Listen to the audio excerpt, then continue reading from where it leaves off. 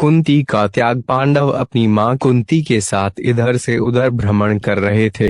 वे ब्राह्मणों का वेश धारण किए हुए थे, भिक्षा मांगकर खाते थे और रात में वृक्ष के नीचे सो जाया करते थे।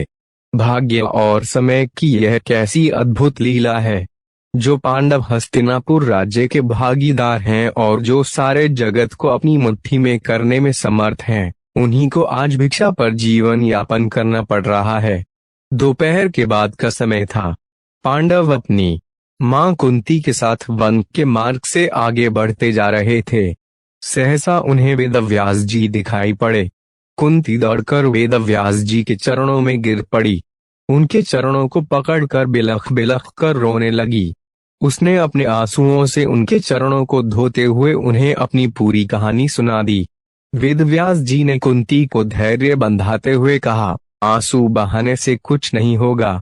जो ऊपर पढ़ा है उसे धैर्य से सहन करो। जब अच्छे दिन आएंगे फिर सब कुछ ठीक हो जाएगा। चलो मेरे साथ चलो, मैं तुम्हें एक स्थान बताए दे रहा हूँ। कुछ दिनों तक वहीं रहकर समय काटो। वेदव्यास जी पांडवों को एक नगर में ले गए। उस नगर का नाम एक चक्रा था। आज के बिहार राज्य में शाहाबाद जिले में आरा नामक एक बड़ा नगर है।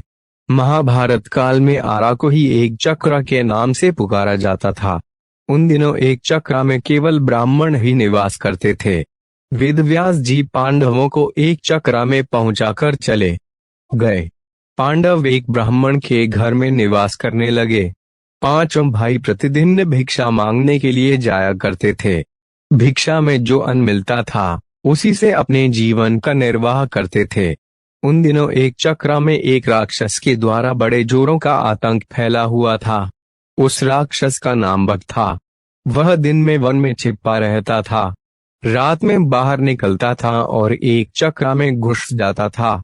जिसे भी पाता था मार डालता था। खाता तो एक ही दो आदमी को था, पर 15-20 आदमियों के प्राण रो जाते थे। आखिर एक चक्रा के निवासियों ने बक से एक समझौता किया। प्रतिदिन नगर का एक आदमी अपने आप ही बक के पास पहुंच जाया करेगा और बक उसे मारकर खा लिया करेगा। एक ही आदमी की जान जाएगी, व्यर्थ में मारे जाने वाले लोग बच जाया करेंगे।